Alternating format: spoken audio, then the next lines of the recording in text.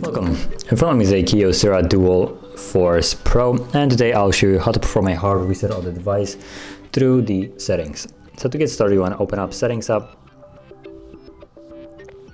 and that is most certainly not what I have opened, so just close that. And from Settings, let's go to Backup and Reset, and then choose Factory Data Reset. You get a message will remove, so music, photos, user data, downloaded apps, system data and settings, your accounts.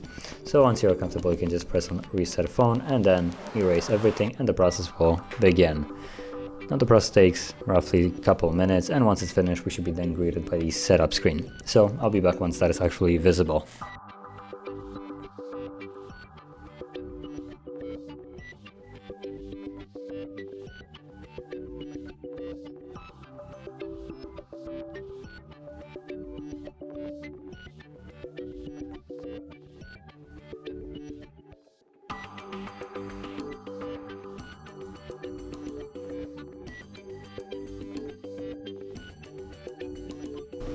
And as you can see, now the process is finished, and you can set up your device as however you like. So if you found this video helpful, don't forget to hit like, subscribe, and thanks for watching.